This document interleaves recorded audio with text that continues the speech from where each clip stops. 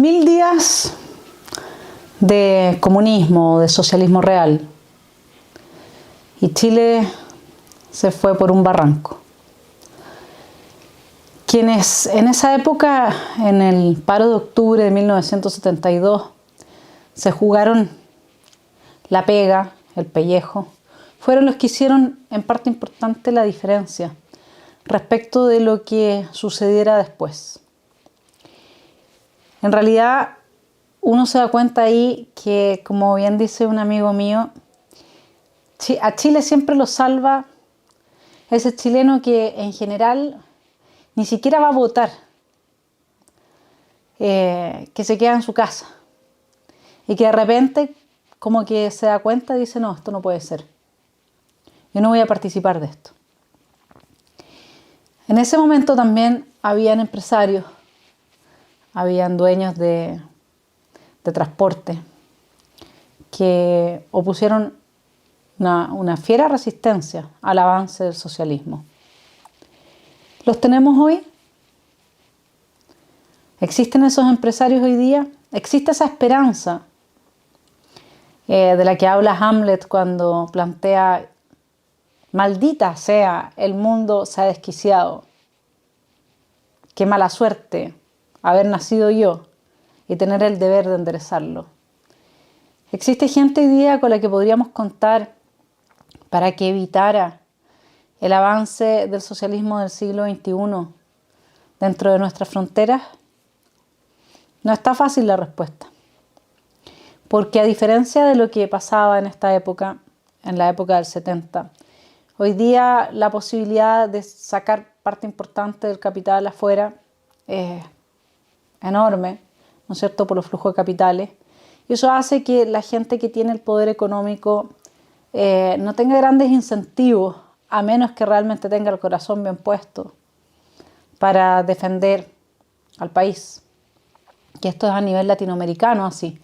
Recuerdo haber leído hace unos años un paper de un académico que hacía este estudio y mostraba cómo efectivamente esto de que uno pueda sacar parte importante de su capital hacia otros horizontes desvincula a la persona de su lugar de origen, y entonces eso no juega precisamente a favor del impedimento del avance del totalitarismo en el país. Veamos, 3 de noviembre de 1972. Veamos cómo funciona este totalitarismo. El nuevo ministro del Interior, general Carlos Prats, declaró: el gobierno tiene la firme decisión de que el paro nacional, que tan gravemente afecta a los hogares y a la economía del país, quede resuelto dentro de las próximas 48 horas. Por su parte, Orlando Millas, ministro de Hacienda, anunció: el diálogo se reanuda porque ese día, lunes, y estamos a viernes, el gobierno no tolerará que se continúe con paros. Todos los que hoy día defienden las huelgas, los amotinamientos, en términos de que estas primeras líneas amotinadas, ¿no es cierto?, toda esa gente que hoy día desde el poder político promueve que hayan grandes manifestaciones para desequilibrar la democracia, capitalizando el malestar genuino que existe en la población, son los primeros en prohibirle, luego cuando están en el poder y les afecta a ellos, al ciudadano su derecho a manifestarse. Pero no solamente se lo prohíben. Vamos a ver hoy día cuáles fueron las consecuencias que vivió la gente que apoyó el paro de octubre del 72. ¿Cómo los persiguieron? Ahí no hubo exonerados, ¿no es cierto? No hay listas de exonerados de la época del paro del 72, cuyos hijos sigan recibiendo ingentes recursos de los bolsillos de los chilenos porque por razones políticas perdieron su trabajo. Sin embargo, nosotros seguimos sosteniendo, que yo sepa, eso no ha cambiado. Si me equivoco, me corrigen. A muchos que perdieron sus trabajos, además trabajos entre comillas, habría que averiguar si fueron bien habidos o mal habidos, porque en la época de Allende el pitutaje de la gente de la UP capturó el sector público completo y el privado prácticamente completo también. Por lo tanto, lo lógico es que si uno llegó a ocupar un puesto de trabajo por razones políticas, luego también lo pierda por razones políticas. ¿Cierto? 3 de noviembre de 1972, el senador demócrata cristiano José Musalem comentó: el señor Allende dijo que la tarea del nuevo gabinete era hacer frente al enorme daño que sobre nuestra economía ha provocado la huelga ilegal durante 3 semanas y cuyas consecuencias se van a prolongar durante muchos meses. Está claro que el presidente pretende, de la misma manera que lo están haciendo los medios de comunicación de la UP, utilizar el paro en los próximos meses para culpar a otros del fracaso de su política económica. Para nadie es un misterio, ni aún para el propio gobierno, que lo ha reconocido por boca de su máxima autoridad con anterioridad al paro, que Chile enfrenta la peor crisis económica de su historia. Ella se produce como consecuencia del fracaso de la política de la unidad popular y se manifiesta en el empapelamiento masivo del país. Eso se refiere a cuando se imprimen billetes, ¿no es cierto? La inflación galopante, el desabastecimiento creciente, la caída del ahorro y las inversiones, la inseguridad en el trabajo, el agotamiento de todas nuestras divisas, etc. Frente a esta precaria situación económica, la actuación del gobierno en relación al paro gremial es de una irresponsabilidad suicida. Me imagino que cuando Jadwe le dice a la democracia cristiana que tiene que firmar el estatuto, se está imaginando ponerle una ley mordaza a personas que, como Musalem, denunciaban permanentemente las malas políticas de la UP. Por una parte, sigue Musalem, dilata artificialmente la solución al conflicto, afirma que el paro es un fracaso. Por la otra, acusa a quienes participan de la protesta de causar graves daños a la economía del país y trata de endosarle la culpabilidad por el fracaso de la política económica de los últimos 2 años. El paro que ha sostenido la mayoría del país en estas últimas 3 semanas no es más que un accidente dentro de la catástrofe en aumento en que han sumido al país. La política económica no ha fracasado a raíz del paro. El 99,8% de la inflación oficial y el desabastecimiento creciente se producen antes del paro. Bueno, y esto es típico, ¿no es cierto? La doble moral, el doble discurso. Gente que habla de probidad, que acusa a los gobernantes de los últimos 30 años de corruptos, de haber abusado, y ellos mismos tienen un tejado de vidrio mayor, ¿no es cierto?, de corrupción, etc. Bueno, 5 de noviembre de 1972. Suspendemos el paro por el interés supremo de Chile, anunció el dirigente León Vilarín a los transportistas. Todos le creímos porque la entrevista, ese mismo 5 de noviembre, fue de una cordialidad muy humana. El presidente nos habló en un tono que abrió nuestras esperanzas.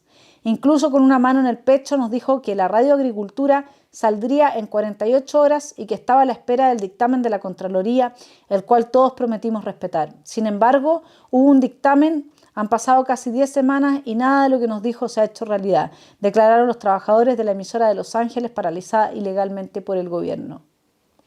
Les recuerdo nuevamente, hoy día en Venezuela no queda ni un medio de comunicación de prensa libre. Todos los que hoy día están apoyando las opciones de vocación totalitaria no hacen más que autodestruir su futuro y el de sus hijos. Y lamentablemente en ese buque subirnos a todos los demás. 7 de noviembre. El presidente del Banco Central, Alfonso Inostroza, declaró que se mantienen las órdenes de despido de 28 funcionarios de la entidad bancaria. Estos fueron sancionados según el alto jefe para mantener la disciplina. Los primeros en disciplinar, en transformar en un ejército a todo el mundo, en exigir la homogeneidad ideológica, digamos, porque no vamos a decir que dentro del marco del comunismo se pueda pensar, porque el pensamiento es esencialmente un diálogo de uno con uno mismo, en la plena y total honestidad. Como decía Cicerón, nunca estoy más acompañado que cuando estoy solo, pero eso porque hablaba consigo mismo. Hay otra gente que estando sola no puede conversar consigo misma. Eso está prohibido bajo las ideologías totalitarias, porque nos lleva a reflexionar y a cuestionarnos lo que ellos no quieren que nos cuestionemos. Bueno, estos 28 funcionarios del Banco del Estado se plegaron al paro nacional y había que disciplinarlos, y por eso es que se los tenía suspendidos. Y esto pasó, lo vamos a ir viendo, con todas las empresas privadas que estaban intervenidas por el gobierno de la UP. Echaron o suspendieron a todos los trabajadores que adhirieron al paro. 7 de noviembre. Las represalias contra los trabajadores que adhirieron al paro de octubre cundían por todo el país. En Soprole fueron impedidos de reintegrarse al trabajo 66 empleados, cuando el propio interventor del gobierno, José Urra, encabezó un grupo armado que los rechazó en la puerta de la industria con armas. En Madensa, Raimundo Beca Infante, también interventor gobiernista, descerrajó las oficinas de un ingeniero, un supervisor y un abogado y luego de hacer arrojar sus pertenencias instaló allí al sindicato. El vicepresidente ejecutivo de la Corporación de Reforma Agraria, CORA, aprovechó el movimiento gremial para efectuar una razzia de trabajadores democráticos, trasladándolos de sede y ocupando sus puestos con elementos de la Unidad Popular. En Coquimbo, la maestranza de los ferrocarriles del Estado impidió a los ingenieros de regresar a sus labores. Se dijo que Curicó pasa por el peligro de una nueva paralización, pues los organismos fiscales se han negado a abastecer al comercio de la ciudad como respuesta al movimiento huelguístico de los comerciantes. Otra larga lista de persecuciones y sectarismos similares amenazaba derrumbar el acuerdo de suspensión del conflicto gremial logrado con el Supremo Gobierno. Ese mismo 7 de noviembre, los industriales panaderos se encontraban en la disyuntiva de ofrecer al consumidor un pan que, abre la cita, tanto en el color de la miga como en la calidad del producto provocará protestas, o dejar de amasar y de vender en domingos y festivos. Por falta de stocks harineros en los molinos del país para abastecer la demanda, habría que mezclar harina con harinilla y otros elementos del trigo, lográndose así un pan oscuro y perecible, o amasar con harina sin reposo. De ahí que los panaderos prefirieran optar por la segunda solución, que la población se acostumbre a no comer pan los días festivos. 7 de noviembre. Los responsables de la rebelión empresarial deben ser castigados. Hay que cancelar las personerías jurídicas de aquellas instituciones cuyas directivas se hicieron cómplices de la actividad sediciosa, dijo Carlos Altamirano, secretario general del Partido Socialista, en el pleno del Comité Central de su tienda política. El alto personero añadió que no hacerlo sobre pretexto de alcanzar una hipotética paz social significa permitir un nuevo rebrote de la conjura. El secretario general llamó a perfeccionar los comités de vigilancia y los comandos comunales, preparándose así para nuevos choques que desencadenará la burguesía contrarrevolucionaria. El país dividido, ¿no es cierto?, entre los revolucionarios, los contrarrevolucionarios. ¿No es ese un indicio de que Chile estaba listo para una guerra civil?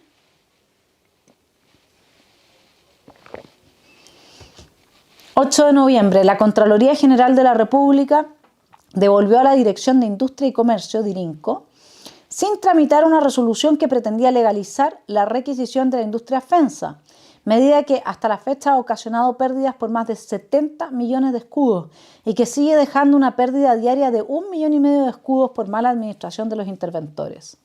Uno de ellos, José Ibarra, fue declarado 2 veces reo por su actuación desastrosa e ilegal.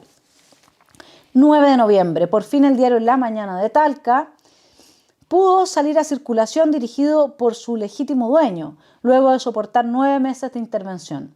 De acuerdo con la resolución de la Corte Suprema, el desalojo de la empresa periodística debió producirse el 19 de octubre, pero las autoridades se negaron a cumplir el fallo judicial, aduciendo que Talca se hallaba en estado de emergencia. Este es otro aspecto importante de esta época. De alguna manera, los tribunales, que sin duda habrán contado con muchos activistas pro-UP, pero se hacen presentes. Están permanentemente intentando dar una respuesta dentro del marco del Estado de Derecho a las fechorías, corruptelas y resquicios de la UP, del gobierno de la UP. Yo no sé si hoy día tenemos gente así dentro de tribunales, espero que sí. 9 de noviembre, el Consejo Ejecutivo del Banco Central, formado por el presidente Alfonso Inostroza, el vicepresidente Hugo Facio y el gerente Jaime Barrios, rechazaron definitivamente la política de no represalias anunciada por el ministro del Interior General Prats, manteniendo inamovibles los despidos de 28 funcionarios y el traslado de 20 por el delito de adherir al paro gremial. El problema del Banco Central amenaza desatar un paro nacional y originar otro conflicto de imprevisible magnitud. 10 de noviembre, el dirigente transportista León Vilarín denunció que a lo largo del país 70 sindicatos de dueños de camiones sufren represalias por haber adherido al paro nacional. Y acá tenemos nuestra esperanza, una esperanza que yo todavía no he perdido. Quizás no van a ser esta vez los grandes empresarios los que ayuden a detener el avance del socialismo del siglo XXI. Quizás porque muchos de ellos piensen que la Agenda 2030, esa declaración de muy buenas intenciones en el formato del oxímoron, que al mismo tiempo promueve políticas que destruyen las economías de los países en la medida en que las planifican y asfixian la libertad. Esos empresarios que hoy día podrían estar haciendo un tremendo trabajo al abrir desde su poder los espacios para que otras voces puedan hacer interpretaciones de lo que está pasando en Chile, para quebrar el discurso hegemónico. Nadie está hablando de silenciar a nadie, pero es necesario quitar el mute de los que están silenciados, y para eso se necesitan recursos, se necesita ocupar la esfera pública, se necesita hacer un trabajo como el que hizo en esta época un empresariado quizás muy distinto de muchos de hoy, de al menos los que con o sin inocencia están promoviendo el socialismo del siglo XXI en Chile. Pero hay de los otros empresarios, yo lo sé, que son la gran mayoría, sobre el 90%, ¿no? De los empresarios en Chile son pymes. Así es que vuelvo con la esperanza de mi amigo que dice, es la gente, esa gente que hoy día no se pronuncia, esa gente que tiene sentido común, ese chileno que tiene el corazón bien puesto, que ama a su familia, que le gusta ir a trabajar, que no espera que el gobierno le dé nada, sabe que es pan para hoy y hambre para mañana, como pasó acá, el que se va a levantar y va a evitar que Chile caiga. Ojalá que él tenga razón.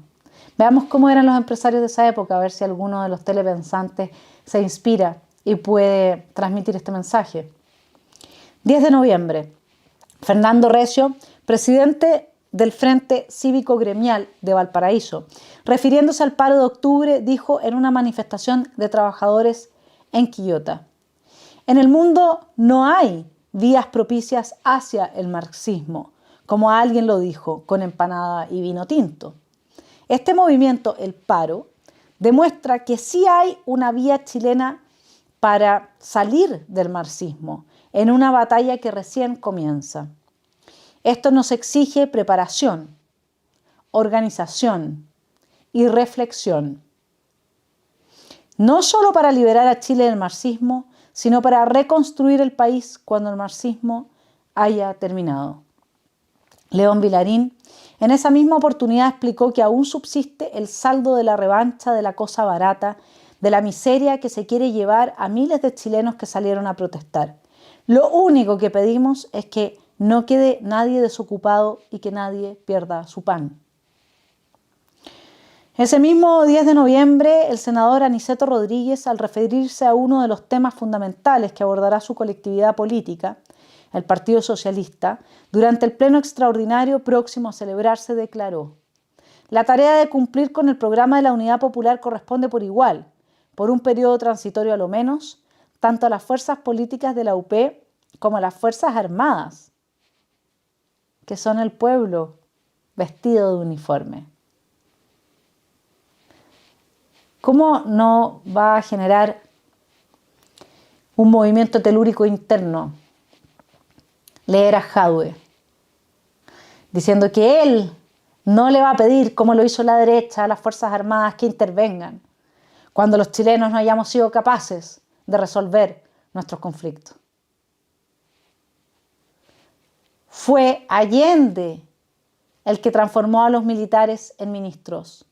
Fue Allende el que politizó a las Fuerzas Armadas. Fueron los partidos de la UP los que consideraron a este pueblo vestido de uniforme como parte de la maquinaria revolucionaria y, ¡oh sorpresa!, se equivocaron. Porque las Fuerzas Armadas no estuvieron dispuestas a dejar morir de hambre a sus compatriotas. Esa es la verdad. No sé si hoy día contamos con esas Fuerzas Armadas. Tampoco lo sé. Se ha hecho un buen trabajo para quitarle las fuerzas y dejarlas solamente armadas. Noviembre 12. En cualquier caso debemos estar preparados para lo peor. Alerta a la militancia, aceitada de la organización para actuar desde posiciones de fuerza y no solo con declaraciones públicas o discursos, acordó el informe de la Comisión Política del Partido Socialista. O sea, ya no es la palabra el medio a través del cual se actúa. Es la violencia. Se alargan los cuchillos.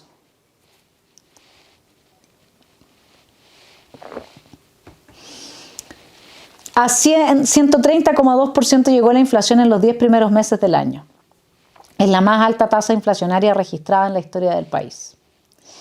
13 de noviembre reaparecieron en Chile los antiguos polvos dentales, considerados obsoletos desde que en el mundo se generalizó el uso de los dentríficos.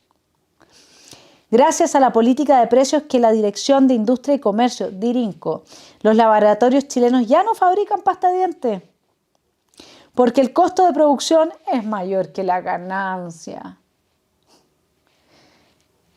No, pero si el mercado es una quimera de gente enferma y usted perfectamente, si yo le fijo un precio más bajo por la producción de pasta de dientes, del que le cuesta producirla, va a seguir produciéndola.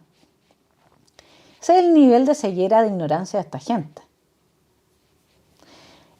Y un mensaje hoy día para gente como Iván Moreira, que también estuvo de acuerdo con fijar precios producto de la pandemia. Hay que tener un límite, yo creo, ¿eh? Porque si la señora flamante nueva alcaldesa de la Municipalidad de Santiago, a pesar de haber estudiado economía en la Universidad de Chile, que es una de las mejores escuelas de economía que hay en el país, habla de fijación de precios, uno lo entiende porque es comunista. Es como, ya bueno, es comunista, no se puede esperar otra cosa.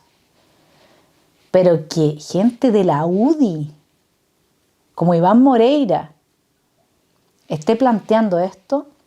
Miren, yo conozco bastante bien los principios de la UDI que están en su estatuto, porque en algún momento hice la comparación en este canal de los distintos estatutos de los diferentes partidos de la derecha, llegando a la conclusión de que Republicanos comparte con ellos prácticamente todo el acervo más fundamental, desde Opoli hasta Republicano. Y yo creo que tiene que haber una cierta comisión de ética que frente a la traición flagrante y explícita de los principios del partido reaccione. Yo creo. No sé qué más es necesario para que una persona ya no pueda ser parte de un partido. Así es que, bueno, estábamos con el tema de los dentríficos, que ahora usted va a hacer un polvo para lavarse los dientes. Solo se ha reajustado el precio de una marca, la cual no logra el abastecimiento de la población. Así es que la población conoce una nueva cola, la del dentrífico. 13 de noviembre, los ingenieros de Chilectra denunciaron oficialmente al ministro del Interior, Carlos Prats, que a pesar del tiempo transcurrido, abre la cita, desde que usted dispuso las medidas necesarias para traer la normalidad al país, aún se presentan ciertas dificultades gremiales que están creando una crisis tecnológica de proporciones y de consecuencias insospechables. La carta enviada al secretario de Estado termina con una contundente acusación. La gerencia general está causando inconsciente o conscientemente a través de los comités de la Unidad Popular la destrucción de la jerarquía funcional, lo que quiere Atria hacer con el ejército. El no reconocimiento de la capacidad a todo nivel y finalmente la negación a la tecnología científica, razón y esencia misma de Chilectra. 14 de noviembre, el senador José Musalem del Partido Demócrata Cristiano, luego de barajar cifras, explicó que solo en agosto, septiembre y octubre, Chile logró un récord de inflación de 100%. Este tipo de inflación de 3 meses, añadió, solo lo han experimentado en el mundo los países que estuvieron en guerra. El parlamentario aclaró que un 103.2% a fines de octubre es el cálculo oficial. El real asciende a un 250%, lo que significa una pérdida del 50% del poder adquisitivo de los trabajadores. Lo que él dijo en ese momento fue la multiplicación de los billetes y no de los panes. Ese es el milagro de la Unidad Popular. 14 de noviembre. Nosotros los trabajadores estamos indignados con el exministro de Economía Carlos Matus, quien en forma irresponsable y categórica dijo a los trabajadores y a la opinión pública que a contar del 1 de octubre no habría más alzas, cosa que nosotros dudábamos. Y teníamos toda la razón, declaró Tucapel Jiménez, presidente de la Asociación Nacional de Empleados Fiscales, refiriéndose a la inflación del 30.2% registrada en octubre. Así es, mis queridos telepensantes. Esta gente que le cree a su dirigente. ¿Y saben por qué? Porque toda esta gente, 96 de nuestros 155 constituyentes que suponen que Chile puede salir adelante sin inversión extranjera, creen que dictando una ley, la realidad se transforma. ¿Por qué no dictan de una vez por todas la ley de que cada ciudadano chileno tiene que ser rico? Porque eso es lo que pasa acá. Usted puede decir, aquí nosotros tenemos este precio, lo vamos a fijar y no suben más los precios. Pero en la medida en que eso genera escasez, se abre un mercado negro donde las cosas funcionan pero a un costo altísimo. Porque suben mucho los costos de transacción, en parte. Y además porque ahí está el precio real, que incorpora la inflación real. Y después dicen que los anarcocapitalistas hablan puras leceras cuando plantean la existencia de un anarquismo en que cada uno tiene derecho a su propiedad, donde la libertad se entiende como la ausencia de coacción. El mercado negro y el funcionamiento del mercado negro es el mejor ejemplo de que nosotros podemos vivir sin Estado. El mejor ejemplo. Y que el Estado, sobre todo cuando entra en este tipo de dinámicas, o como lo tenemos hoy día, a raíz de las desmedidas que se han tomado, se puede transformar en el peor enemigo del individuo. 14 de noviembre, el 130% de inflación es bastante alto y demuestra que la crisis económica se ha ido agudizando en nuestro país, declaró el secretario general del Partido Socialista, Carlos Altamirano. Este parlamentario calificó de subversión patronal de inspiración imperialista al paro de octubre. 16 de noviembre, el racionamiento de pan se inició en Santiago a razón de 1 kilo por familia. Los panaderos atribuyeron el desabastecimiento del producto de primera necesidad a la escasez de harina, pese al recurso que actualmente se emplea de utilizarla sin su tradicional pureza para que cunda más. Por otra parte, se observa una mayor demanda de pan porque las galletas virtualmente han desaparecido y porque otros alimentos vitales como las papas experimentan día a día precios mayores. 19 de noviembre. Defenderemos que se organice la distribución de consumos básicos de carácter familiar para ciertos rubros mediante el establecimiento de una tarjeta de abastecimiento y consumo, enfatizó Luis Mayra, diputado de la izquierda cristiana, y su correligionario Bosco Parra rubricó: es cierto que ahora se agota la etapa de los resquicios legales, pero se abre la de los comandos comunales nacidos a raíz del último enfrentamiento. Comandos comunales. ¿Cuál es el norte? ¿Hacia dónde hay que ir? ¿Cuál es el proyecto que busca gente como Atria? El siguiente: Este es el libro de Atria, se los he citado muchas veces, pero hay que recordarlo y hay que decirlo una y otra vez. Estamos analizando la catástrofe de los 1000 días de la Unidad Popular, la gente muriéndose de hambre, frente a la reacción de los ciudadanos a pie, la creación, ¿no es cierto?, de comités comunales, que son los que en definitiva, estos comandos comunales, no comités, comandos comunales, los que en definitiva se crean para oprimir por parte de la ciudadanía y de los civiles a los civiles. Guerra civil. ¿Qué es lo que están buscando a través de la nueva Constitución personas como Atria? Él lo dice. Dice, probablemente Salvador Allende fue el más explícito respecto de esta apropiación de las instituciones por el pueblo bajo la Constitución. Él sostuvo en su informe al Pleno Nacional del Partido Socialista en Algarrobo en 1972 que las instituciones no son un ente abstracto. La institucionalidad responde a la fuerza social que le da vida. Y lo que está acaeciendo ante nuestros ojos es que la fuerza del pueblo, del proletariado, de los campesinos, de los sectores medios, está desplazando de su lugar hegemónico a la burguesía monopolista y latifundista. Que la conciencia y unidad del pueblo de Chile está arrinconando a la minoría privilegiada, aliada con el capital imperialista. A ver, no había pan para la gente. ¿Sí? Y Atria todavía cree en esto. La institucionalidad vigente responde a la fuerza social que le da vida, no a abstracciones metafísicas. Hoy, cuando en la moneda están los trabajadores organizados, ya vimos a Tucapel Jiménez diciéndole, váyanse a la punta del cerro. Aquí lo único que está pasando es que suben y suben los precios. O sea, no importa que usted nos pague más, porque al final, con más plata, no logro aumentar mi poder adquisitivo producto de la inflación, ¿no es cierto? Hoy, cuando en la moneda están los trabajadores organizados, el gobierno responde a los intereses de estos y no a los de los monopolistas e imperialistas. Mañana, si los representantes de los trabajadores merecen el respaldo del pueblo y éste les confía la mayoría en el Congreso legislará en provecho de las grandes mayorías de Chile y no de los intereses de minoría para transformar el régimen institucional y adecuarlo a las necesidades de una sociedad que camina hacia el socialismo. Ese debe ser el norte. Por eso había que destruir la Constitución.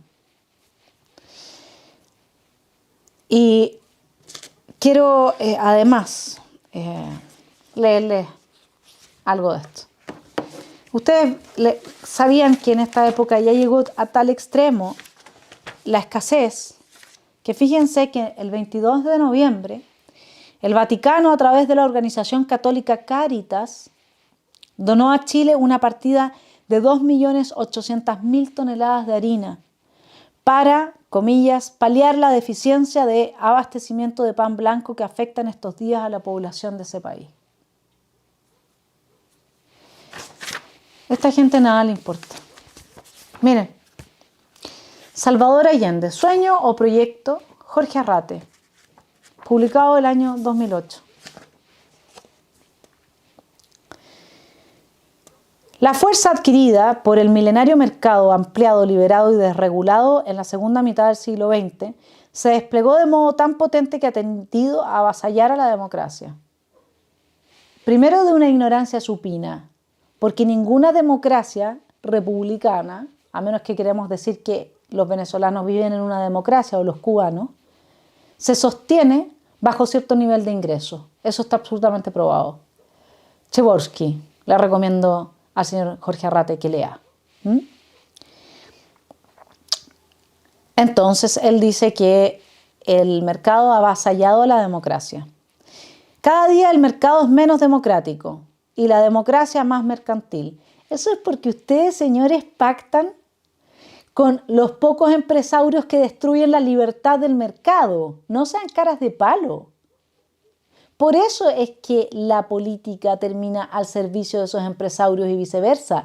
Y lo que pasó durante todo el siglo XX con el sistema de sustitución de importaciones, que hizo agua en la década del 70, fue justamente eso, que el poder político, como pasa hoy día en Argentina, está absolutamente de la mano con el poder económico. Eso es.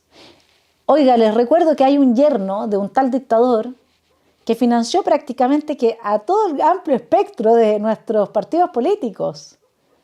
Es que está limpio de polvo y paja. Puede ser fructífero abordar la idea de un proyecto de izquierda desde esta perspectiva, complementaria y no contradictoria con los análisis sociales y económicos más tradicionales, dice Jorge Arrate. En ese marco, una piedra angular del proyecto es el predominio de la razón democrática en la dirección de los asuntos societarios. La razón democrática no existe, don Jorge Arrate. La democracia es una praxis basada en instituciones y en el diálogo. No hay una razón democrática como tal. Porque cuando usted está hablando de eso, a mí me suena a que vamos a dejar todos los criterios técnicos para el desarrollo de políticas públicas que son necesarios para realmente ayudar a la gente desde el Estado fuera. Y vamos a entrar en estas políticas universales que no atienden al que está peor, sino que a todos los dejan en una condición de igualdad en que nadie puede sobresalir de otros, porque esa es la meta. No es ayudar al que está peor, es que no haya nadie sobre cierta línea de flotación, porque alguien que está sobre esa línea puede ejercer resistencia ante el avance de las políticas totalitarias que privilegian a esta gente. La opción allendista de elegir la democracia como el terreno a batirse sigue siendo válida hoy día y lo es quizás más que ayer. Atria. Pero este tipo de democracia, mi querido telepensante, este tipo de democracia, el que conduce a la guerra civil, esa es la democracia que ellos quieren, porque ese antagonismo extremado es lo que produce el quiebre de las superestructuras y por lo tanto el espacio para que entren grupos movilizados de vocación totalitaria, intelectuales orgánicos en términos de Gramsci, que la gente nunca hubiese elegido por sí misma. Y acá en Chile, los grandes aliados de la revolución que se está llevando a cabo y que puede terminar con cientos de miles de muertos son los medios de prensa tradicionales, salvo excepciones. Ojo con eso. Sin embargo, no puede restringirse solo al ejercicio electoral o a la relación desde y entre los partidos. Hay que dotar a la lucha democrática de una dimensión tan amplia como la sociedad misma, configurando un impulso democratizador en los distintos espacios de la vida colectiva. Todos estos movimientos sociales que generaron la crisis del 18 de octubre, junto con la punta de lanza que mandó el señor Maduro acá a operar y actuar, porque eso ya hoy día pocas personas lo pueden poner en duda. El mismo Maduro lo dijo, digamos, o sea, cuando vemos a la señora Oliva de mano de Maduro, por favor, ¿no? Y además, ahora que tenemos a Sharp y a Cariola en este Instituto Ideal, que lo promueve Enrique Correa, amigo de Maduro, ¿no es cierto?, y que está operando en Chile. ¿Cómo es posible que no exista absolutamente ningún marco en el que esta gente se le analicen sus cuentas bancarias? Si son trabajadores de la esfera pública, se deben al ciudadano. Que se analicen sus cuentas bancarias. Esas son las cuentas bancarias que no deberán de estar sometidas a ningún tipo de secreto. Cada peso que recibe esa gente, ¿y en qué lo gasta? Dice, solo de ese modo se puede postular la democracia como el territorio de confrontación política y social, guerra, sin al mismo tiempo legitimar el orden hegemónico existente. Ahora bien, si la democracia ha sido avasallada por el mercado o lo es permanentemente, ¿cómo luchar en una democracia en esa condición? Hay que destruir el mercado. ¿Se sigue o no se sigue? Precisamente la forma de defensa de la democracia frente al mercantilismo es la sustentación de su principio rector, la igualdad en todos los espacios sociales. La igualdad destruye el mercado. Así que, antes de aplaudir a cualquier candidato de derecha que hable de igualdad, piénselo. Porque la igualdad implica la destrucción del mercado y está dentro de los planes de esta gente. No hablemos de igualdad de oportunidades. Hablemos de las mejores oportunidades que cada niño chileno y que cada persona merece. Y trabajemos por hacerlo bien. Esa es la solución. No es la igualdad. Es llegar a lo mejor que podemos con los recursos que tenemos y la gente que trabaja en esas labores. Que debieran ser todas estar ahí por mérito y no por pituto. Sigamos con el señor Jorge Arrate. Por eso no solo los trabajadores deberán ser un componente del actor múltiple de un proyecto de izquierda, sino también los excluidos y marginados, los discriminados por razones de género, opción sexual, etnia o cualquier otro factor discriminatorio. 2008. La razón democrática debe ordenar la esfera de la economía. Sin la condición original que marcó el socialismo clásico, que proponía la abolición de la propiedad privada. Un proyecto de izquierda debe considerar los diversos tipos de propiedad, utilizar el sistema de precios y el mercado debidamente regulado e incorporar modos de gestión más eficientes. Sí, no hay nadie más eficiente que la izquierda. Lo vemos acá en los resultados de la UP, lo vemos en la radio del Partido Comunista que acaba de quebrar, lo vimos en la ARSI. Hoy, el colegio de profesores, recuerden, están quebrados, no tienen plata para pagarle la jubilación a sus afiliados. Manejan súper bien las platas de esta gente. El trabajo, bueno, y para terminar dice, Allende rechazó el cerrojo del posibilitismo. Todo proyecto de izquierda debe hacerlo. O sea, no debe someterse a lo posible. Lo posible y lo imposible son construcciones culturales. Someterse a una definición preestablecida significa someterse al modelo vigente. Por eso es que hay que desmantelar la institucionalidad que permite la discusión constituyente. No se trata de ignorar la realidad, se trata de ampliar al máximo las fronteras de su transformación. Acá tenemos siempre el oxímoron, ¿no? No podemos aceptar que hay algo imposible. Y acto seguido, como está diciendo una estupidez soberana, dice, pero no podemos negar tampoco la realidad. Y entonces le deja a usted, mi querido telepensante, la opción. Si a usted le cae bien este señor, va a escuchar la primera parte de lo que, va a escuchar la segunda parte de lo que dijo. No, pero si está diciendo que no hay que negar la realidad, po. Y si a usted le cae mal, va a escuchar la primera parte. Y va a decir, este es un idiota. O sea, ¿quién le publicó un libro? ¿No podemos aceptar que existen cosas imposibles? ¿Como que yo me tire de un 12º piso y salga volando?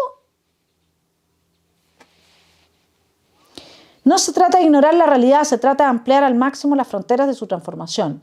Es tiempo de que las fuerzas que se identifican con un pensamiento de izquierda enarbolen nuevamente la categoría de proyecto. El concepto de programa de gobierno es necesario y permite precisar mejor las alianzas políticas.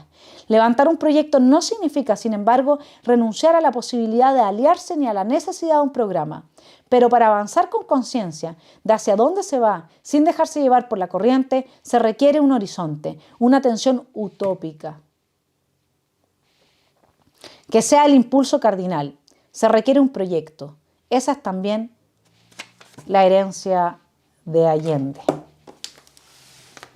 21 de noviembre. Los campesinos van a ser traicionados por la Unidad Popular, aseguró Rafael Moreno, senador de C, refiriéndose a indicaciones hechas por el Ejecutivo a un proyecto de reforma constitucional que modifica diversos puntos de la reforma agraria. Moreno explicó que alrededor de 4.000 predios expropiados permanecen sin ser entregados a los campesinos. Predios expropiados no se le entregan a los campesinos a través de los títulos de dominio correspondientes y que el gobierno pretende incluso eliminar el derecho del trabajador agrícola a la propiedad de su casa y su habitación, del huerto o del cerco adyacente. El parlamentario terminó diciendo, esto ya no permite equivocarse. Aquí está la huella digital. El gobierno se sacó finalmente la careta y reconoce que creará haciendas estatales. Mensaje para este señor Jorge Arrate. Esa es la herencia de Allende. Lo demás es la propaganda que ustedes han vendido tan bien, haciendo uso y abuso de la culpa, que está instalada a nivel inconsciente en un país tradicionalmente católico. No tengo ningún problema con el catolicismo, no tengo ningún problema con ninguna religión. Tengo problema con que la gente no entienda que sus hábitos de vida pueden ser manipulados por terceros, que sus heridas psíquicas pueden ser manipuladas por terceros. Por eso tengo problemas con el feminismo, no porque no tengan razón en muchas de las cosas que se puedan plantear para mejorar hábitos machistas, sino que porque el feminismo, que es otro movimiento de la izquierda revolucionaria que promueve el socialismo del siglo XXI, en este momento no es más que eso, lo que hace es manipular la herida que las mujeres tenemos producto de prácticas machistas en favor de un objetivo político que nosotras, las heridas, no compartimos. Eso es lo que me molesta. Que no estemos conscientes. ¿Quién no lo ha pasado mal? De las mujeres por alguna actitud machista. ¿Quién de los hombres no lo ha pasado mal? Justamente por ese machismo también. Bien. Esa es una cosa, esa es una realidad. Algo muy distinto es que venga alguien y me manipule con fines que yo no comparto para lograr fines que me destruyen a mí. Porque cuando usted destruye el mercado, destruye la posibilidad de una persona de conservar su vida. Y esa es la herencia de Allende. Y hacia allá iba, a tener empresas estatales. Como hay una constituyente que quería entregar viviendas, pero que la propiedad de la vivienda sea siempre del Estado. Bueno, mis queridos telepensantes, los dejo pensando. Que tengan un muy buen fin de semana. Gracias a quienes me apoyan por Patreon. Ellos son los que están haciendo posible que se haga esta columna para que el pasado ilumine el presente y podamos transformar el futuro. Nuestra esperanza está no en los grandes empresarios claramente, ni en las fuerzas políticas tradicionales.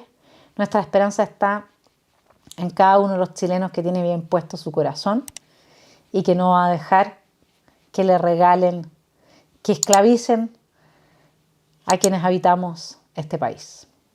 Que tengan muy buen fin de semana.